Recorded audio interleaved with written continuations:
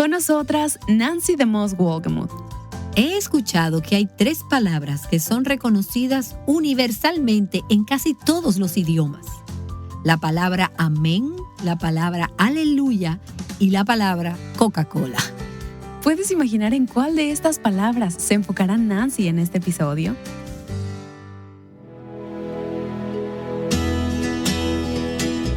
Estás escuchando Aviva Nuestros Corazones, con Nancy DeMoss Wolgemuth en la voz de Patricia de Saladín. Hoy, 28 de octubre de 2024.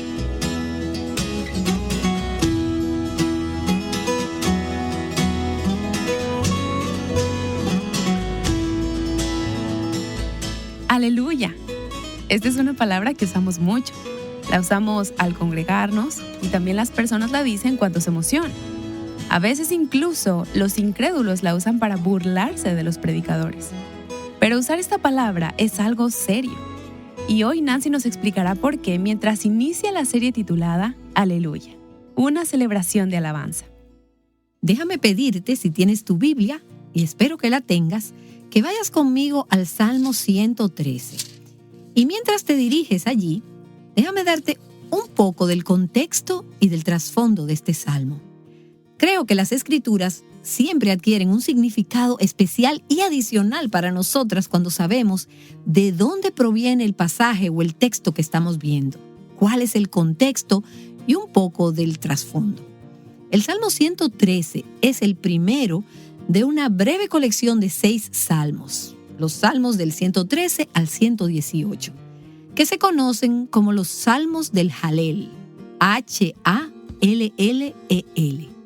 A veces se les conoce como el Halel egipcio, y te diré por qué en un momento.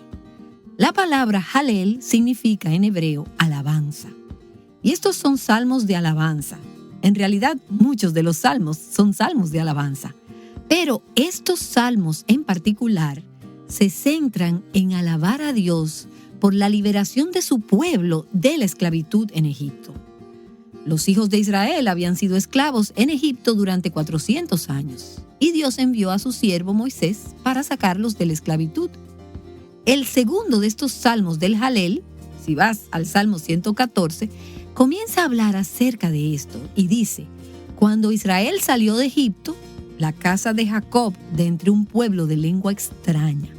Así que en realidad se refiere específicamente al éxodo de Egipto. Y toda esta colección de salmos, los salmos del Halel, son una parte importante de la vida de los judíos, de su celebración anual de la Pascua. ¿Cuándo comenzó la Pascua? ¿Cuándo fue que se inauguró? Se inauguró iniciando el éxodo, justo antes de que los hijos de Israel salieran de Egipto, ¿verdad? Y estos salmos conmemoran la liberación del pueblo de Dios del cautiverio de Egipto. Pero también apuntan, en el sentido nuevo testamentario, apuntan a la redención final del pueblo de Dios, que no solo fueron aquellos que salieron de Egipto, sino que se extiende al pueblo de Dios en todo el mundo. El pueblo que Él está liberando para sí mismo. Y los primeros 2 salmos de esta colección, los salmos 113 y 114, generalmente se cantan cuando los judíos celebran la Pascua. Se cantan antes de la cena de la Pascua. Y los últimos 4, los salmos del 115 al 118, típicamente se cantan después de la cena de la Pascua. Así que cuando leemos en Mateo capítulo 26, que después de cantar un himno salieron, es probable que hace referencia a cuando Jesús y sus discípulos salieron del aposento alto, donde Jesús había tenido la última cena con sus discípulos y había instaurado la cena del Señor. Que mientras ellos dejaron la habitación, cantaron un himno y luego salieron a Getsemaní, donde Jesús fue arrestado y lo llevaron para ser crucificado.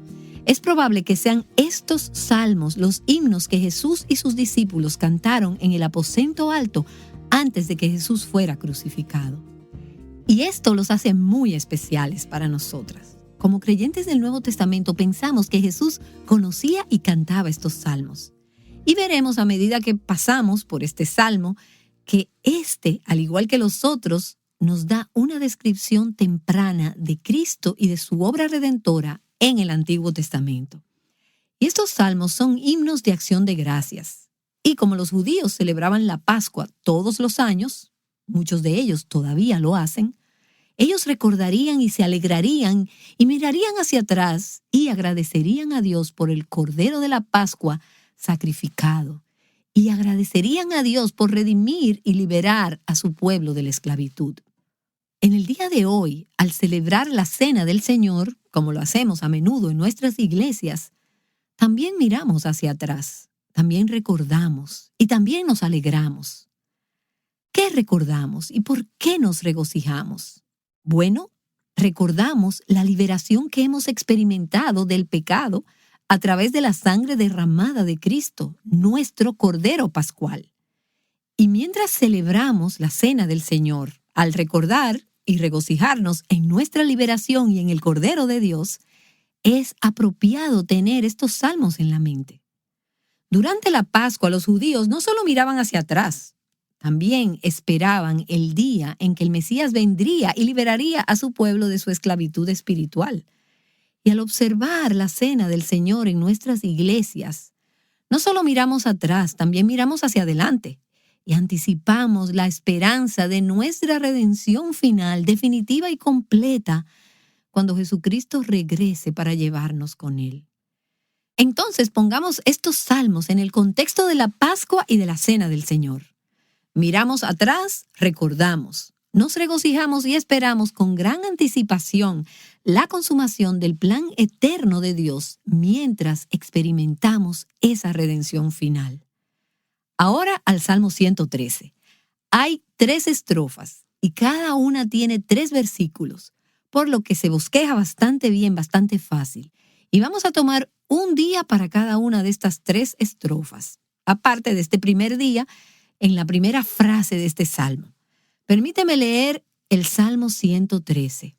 Los primeros 3 versículos son una estrofa, luego los versículos del 4 al 6 son otra, y los versículos del 7 al 9 forman la tercera estrofa.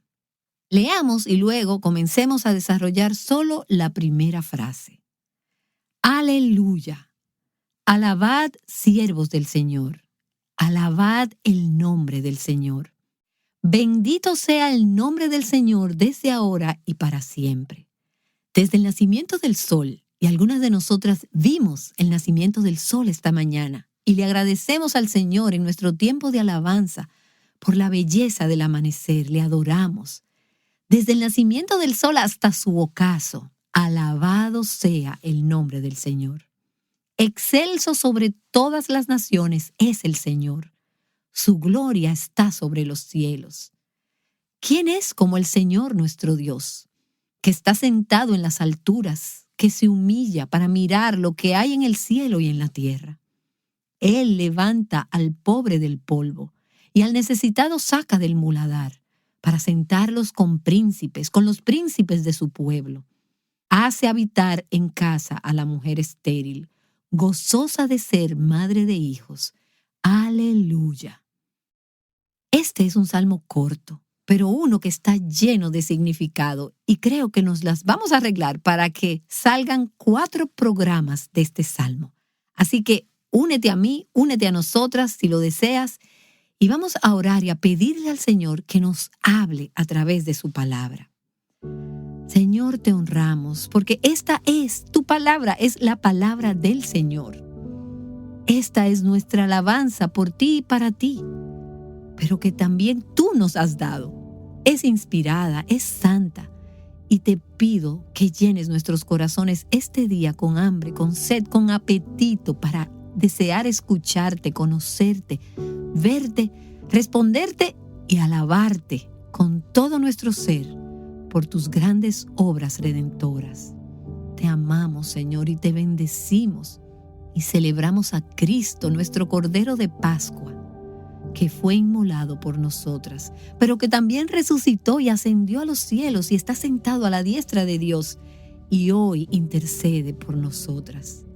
Venimos confiadamente al trono de la gracia, al trono de Dios, en el nombre y a través de la sangre derramada de Jesucristo, para decirte, oh Dios, ven y visítanos. reúnete aquí con nosotras y háblanos. Afina nuestros corazones para cantar tu alabanza. Que tú seas magnificado mientras adoramos y mientras escuchamos y mientras respondemos a tu palabra. Y oramos todo esto en el santo nombre de Jesús. Amén. Así que el primer versículo, aleluya, alabad siervos del Señor, alabad el nombre del Señor.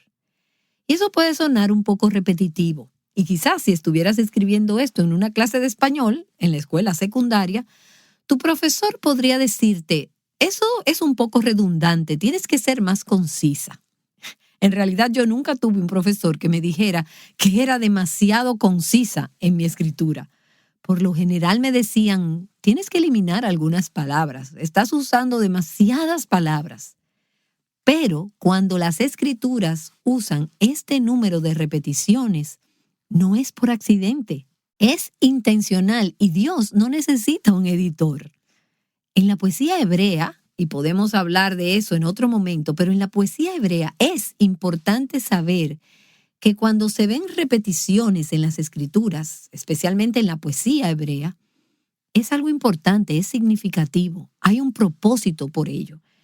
Es intencional y el énfasis en este primer versículo alumbra los conceptos que Dios quiere asegurarse que entendamos.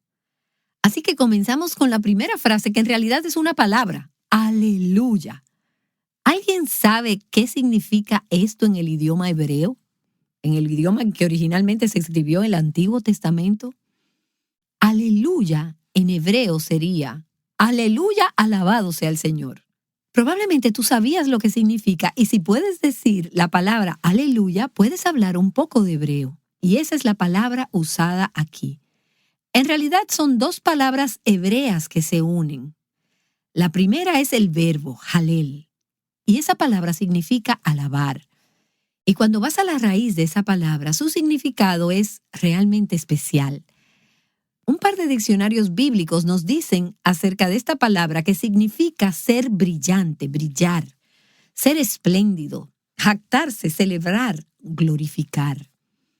La raíz de la palabra original tiene la idea de resplandor, brillo, un brillo resplandeciente.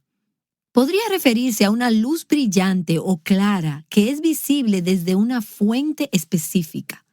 Tal como el sol, la luna, las estrellas emiten luz, son radiantes, son brillantes, son resplandecientes, son espléndidos. Y de ahí obtenemos la palabra hebrea halel, que significa alabar, hacer alarde de Dios, centrar nuestra atención en Él y mostrar que Él es brillante. Wikipedia incluso tiene algo que decir acerca de esta palabra halel en hebreo. Dice que es alabanza gozosa en la canción, jactarse en Dios. Dice que también puede referirse a alguien que actúa de manera loca o tonta. Y tenemos algunas ilustraciones en las escrituras de personas que cuando alababan al Señor, la gente pensaba que estaban un poco locas, porque estaban alabando a un Dios que no podían ver y sin embargo la gente lo alababa. Y pienso que si algunas personas que no conocen a Dios fueran a entrar en algunas de nuestras iglesias y nos escucharan hablar de lo bueno que es Dios, de lo fiel que es Dios, de lo bondadoso que es nuestro Dios, o nos escuchan aplaudir para alabar al Señor, o nos ven levantar nuestras manos para alabarlo, para bendecirlo, o nos escuchan cantar aleluya y a veces gritar aleluya, estas personas podrían mirar a su alrededor y pensar, pero ¿con quién están hablando estas personas? ¿Y de qué están hablando? ¿De qué se trata todo esto? Podrían pensar que nos vemos un poco tontas o que actuamos como locos, que estamos locos. Pero no estamos locos. Y si lo estuviéramos, es una buena locura. Al alabar al Señor, al celebrar su grandeza, su bondad, ¡aleluya! Otro diccionario bíblico dice que este verbo, halel, la raíz del verbo, sugiere estar sincera y profundamente agradecido y satisfecho, alabando las cualidades superiores o los grandes actos del sujeto. Ahora, eso es mucho decir. pero significa que al enfocarnos en Dios, que es tan grande, que es tan poderoso, nos enfocamos en sus cualidades superiores, en sus cualidades excepcionales, extraordinarias, únicas y sorprendentes. Y estamos profundamente agradecidas por todo eso. Estamos sinceramente agradecidas, estamos satisfechas al elevar alabanza y adoración mientras nos gloriamos en Dios y mientras decimos, aleluya, alabado sea el Señor. Ofrecemos alabanza. Y vemos en este pasaje y en muchos de los salmos que nuestra alabanza debe ofrecerse con una actitud de gozo, con una actitud de regocijo, con una actitud de deleite. Es saber quién es Dios, creyendo que Dios es quien Él dice ser. Y en nuestras vidas, ese tipo de fe siempre debe estar entrelazada con el gozo. Ahora, eso no significa que todas las circunstancias de nuestras vidas sean de gozo. Sabemos que ese no es el caso. Sé que hay personas que nos escuchan que se encuentran en algunas circunstancias profundamente tristes, dolorosas e hirientes. Pero en medio de eso, ¿no han experimentado al levantar los ojos, aunque esos ojos estén llenos de lágrimas, que hay una fuente de gozo que no pueden explicar, que no tiene nada que ver con sus circunstancias? Tiene todo que ver con aquel que están alabando, al que están adorando. La fe y el gozo se entrelazan debido a la grandeza de nuestro Dios. Y dije que aleluya es una combinación de dos palabras hebreas. La primera es el verbo halel, que significa alabar. La segunda palabra es el sustantivo Yah, Y-A-H, que es una abreviatura de Yahweh o Jehová. Y encontrarás Yah al final de algunos nombres compuestos en el Antiguo Testamento en hebreo. En español sería A-S. Por ejemplo, Elías. En hebreo es Eliyah, que significa Jehová es mi Dios. En español ponemos As, Elí, As. Otro nombre es Abdías, el rey Abdías. En hebreo es Obadiah. En el Antiguo Testamento significa siervo de Yahweh o adorador de Jehová. Cuando ves ese Y-A-H, es A-S en español, al final de un nombre. Se refiere a Jehová, a Yahweh. Así que Halel Yah es aleluya. ¿Qué significa cuando lo pones todo junto? Alabad al Señor, alabad a Yahweh, alabad a Jehová. Cuando leemos en el texto, alabado sea el Señor, como lo hacemos al principio y al final de este salmo, es la palabra en hebreo, aleluya, Yahweh, el autoexistente, el que se reveló a Moisés en Éxodo 3, como yo soy el que soy. No necesito nada, no necesito a nadie, soy autoexistente, soy autosuficiente. Y cada vez que pronunciamos la palabra aleluya, en realidad estamos pronunciando el nombre del Señor en una forma abreviada. Entonces permítanme decir esto, y no quiero poner a nadie en tela de juicio, pero tal vez necesitamos llamar la atención. Usar esta palabra o una palabra similar de manera casual, ligera o superficial es trivializar el nombre del Señor. Cuando alguien hace un gran tiro en un juego de baloncesto o cuando obtienes un aumento o algo así y simplemente dices aleluya, ahora, si lo que de verdad quiere decir es alabado sea el Señor, entonces di esa palabra. Pero si solo estás entusiasmada con algo, ten cuidado de cómo usas esa palabra, porque cuando la usamos, estamos usando el nombre de Dios. Y trivializar esa palabra es trivializar el nombre de Dios, es tomarlo en vano, es profanar su nombre. Así que usa la palabra, usa el término, úsalo con alegría y usa la palabra como una alabanza. Pero recuerda que cuando lo haces, estás diciendo el nombre de Dios. Charles Spurgeon se refirió a esto de la siguiente manera. Él dijo, seguramente esta no es una palabra para ser arrastrada en el lodo. Debe ser pronunciada con asombro solemne y con gozo sagrado. Con asombro y con gozo. ¡Aleluya! Entonces tenemos que aleluya es la primera palabra o frase de este salmo. Alabado sea el Señor. Esta es una expresión hebrea de alabanza a Dios. Es un llamado estándar a la alabanza en la celebración y en el culto colectivo de los judíos. Con una excepción en los salmos, el Salmo 135, cuando ves la palabra aleluya o la frase alabado sea el Señor en los salmos, siempre se encuentra al principio o al final del salmo. Es un llamado a la adoración, es una bendición, es una señal de exclamación, es una celebración en nuestra alabanza corporativa. Alfred Edersheim, y algunas de ustedes pueden reconocer ese nombre como un académico del siglo XIX, un estudioso de los tiempos y de la vida de la Biblia, y que ha escrito algunos libros maravillosos y útiles sobre cómo era la vida en los tiempos de la Biblia, describe la lectura responsorial de los salmos en la adoración del templo. Y él decía que los levitas leían la primera línea del salmo y luego la gente repetía esa línea. Después de que los levitas leían cada línea sucesiva, por supuesto, ellos no tenían sus Biblias y no tenían teléfonos inteligentes y no tenían el texto delante de ellos, era transmitido oralmente. Y entonces la gente decía al final de cada línea, aleluya, alabado sea el Señor. Así que quiero que leamos el Salmo 113. Alabado sea el Señor. Alabad, siervos del Señor. Alabad el nombre del Señor. Bendito sea el nombre del Señor, desde ahora y para siempre. Desde el nacimiento del sol hasta su ocaso. Alabado sea el nombre del Señor. Excelso sobre todas las naciones es el Señor. Su gloria está sobre los cielos. ¿Quién es como el Señor nuestro Dios?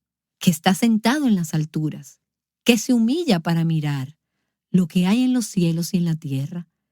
Él levanta al pobre del polvo y al necesitado saca del muladar, para sentarlos con los príncipes de su pueblo.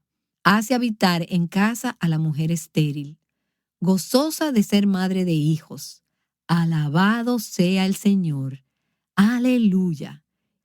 Ahora, esta palabra, aleluya, se encuentra 42 veces en el Antiguo Testamento y quiero hablar sobre cómo se usa gramaticalmente y lo que quiere decir, para que cuando leas el término aleluya o alabado sea el Señor, según la traducción que uses, sepas lo que realmente significa. En primer lugar, casi siempre se utiliza en modo imperativo. ¿Y qué te sugiere eso? Bueno, sugiere que no es una opción, es un mandato. Alabado sea el Señor. Y lo ves en el Salmo 113, en el versículo 1 y en el versículo 9. Esto no es una sugerencia. Alabado sea el Señor. No solo si deseas, alaba al Señor. Si el sol hoy está brillando, alaba al Señor. Es que lo que sea que esté sucediendo, alaba al Señor. Y la forma gramatical hace que este sea el mandato más fuerte posible en el idioma hebreo. Alabado sea el Señor.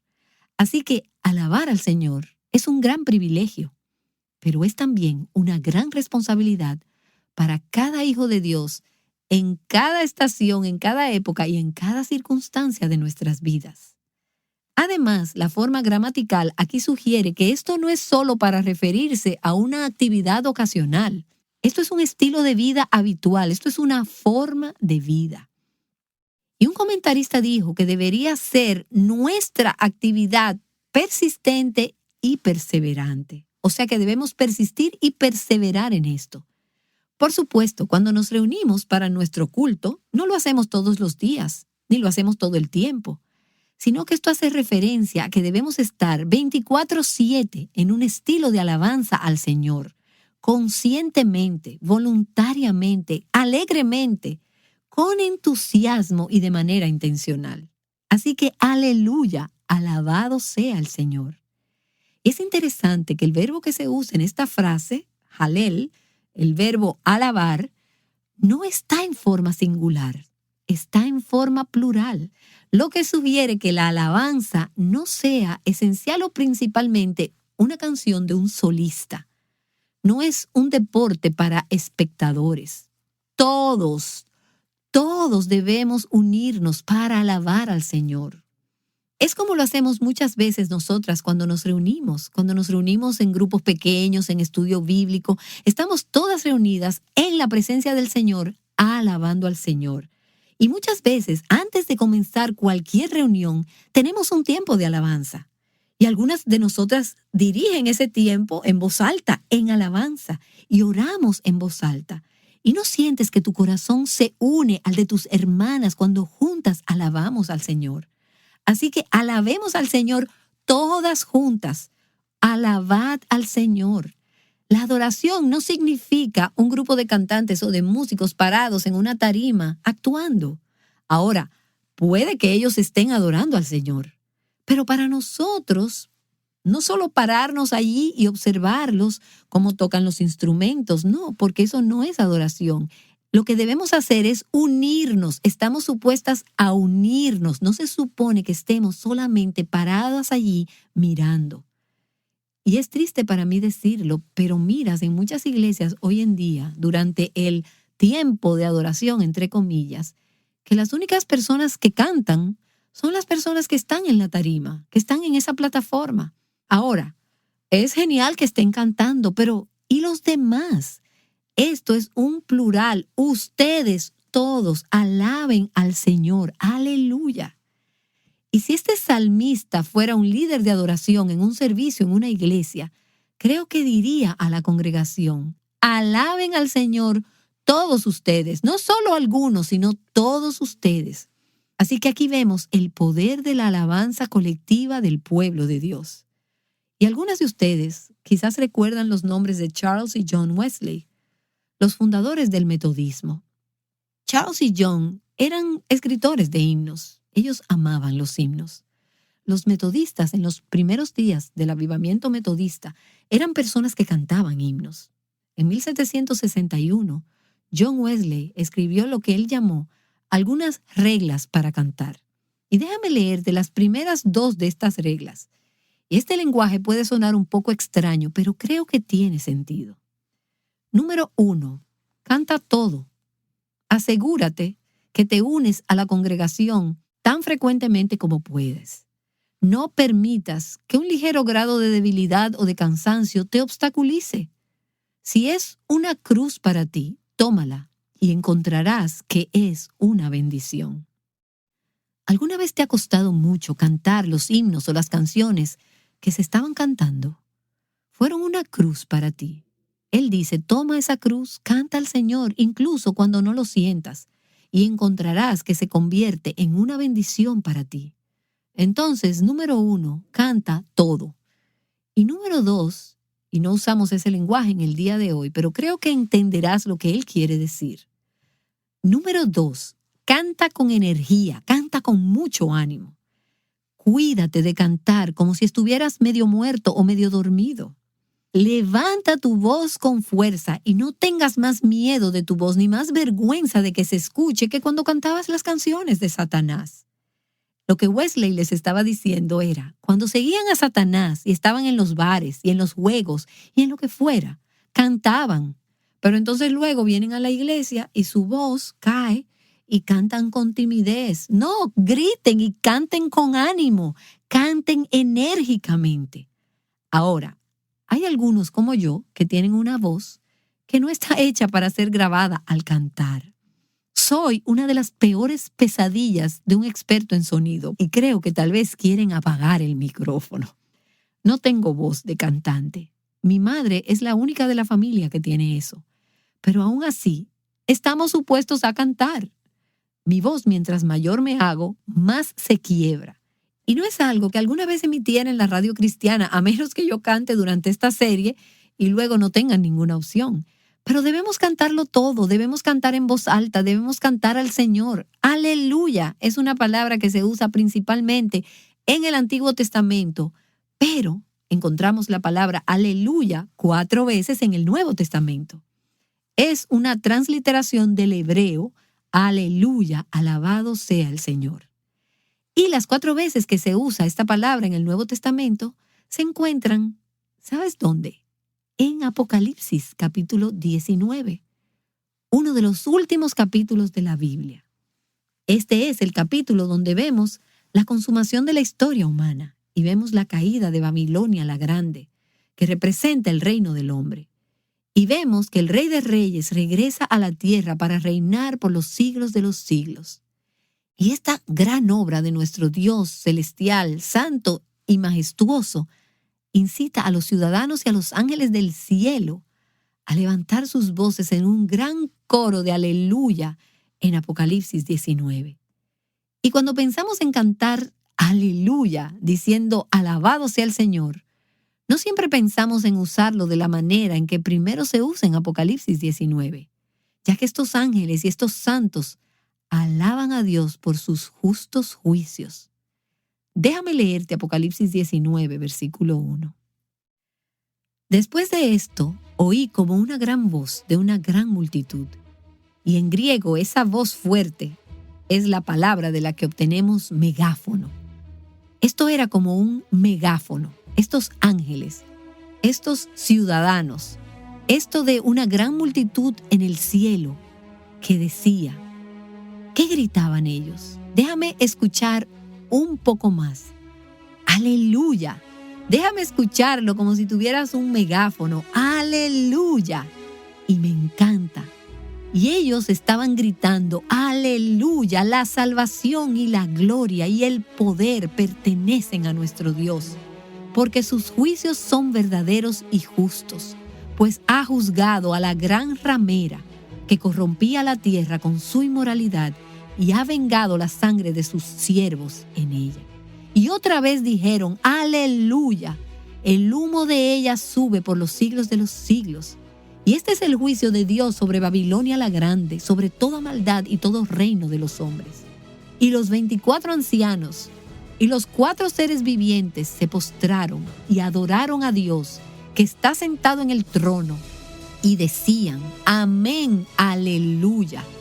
Y del trono salió una voz que decía, alabad a nuestro Dios, todos sus siervos, los que le teméis, los pequeños y los grandes. Y oí como la voz de una gran multitud. Y en ese día, esa multitud nos incluirá. Estaremos ahí, tú y yo, y seremos parte de esa multitud, como el estruendo de muchas aguas y como el sonido de fuertes truenos que decía, aleluya, porque el Señor nuestro Dios Todopoderoso reina. Regocijémonos y alegrémonos y démosle a Él la gloria, porque las bodas del Cordero han llegado y su esposa se ha preparado. Dilo conmigo una vez más, aleluya, aleluya, más alto, aleluya, porque el Señor, Dios Todopoderoso, reina.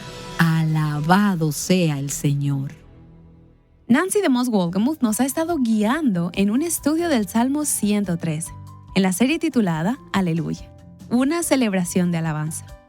Durante más de 10 años, Aviva Nuestros Corazones ha ayudado a las mujeres a captar la maravilla del Evangelio de Cristo y a compartirlo con quienes las rodean. A través de nuestros diversos alcances, estamos trabajando para animar, proveer recursos y movilizar a las mujeres de todo el mundo para que cumplan el llamado que Dios les ha dado a sus vidas. Estamos ansiosas por seguir compartiendo este mensaje y el Señor lo hace posible a través de hermanas como tú. ¿Considerarías hoy en oración donar este mes de octubre para ser parte de lo que Dios está haciendo en y a través de Aviva Nuestros Corazones? Esta es una invitación para que te mantengas atenta a las necesidades de las mujeres que te rodean y seas una voz de aliento y amor en sus vidas. Hay una realidad con la que quiero llamar tu atención. No puedes adorar y quejarte al mismo tiempo. Únete a nosotras para reflexionar acerca de esto en el próximo episodio de Aviva Nuestros Corazones. Escudriñando la Escritura, juntas, Aviva Nuestros Corazones es un ministerio de alcance de Revive Our Hearts.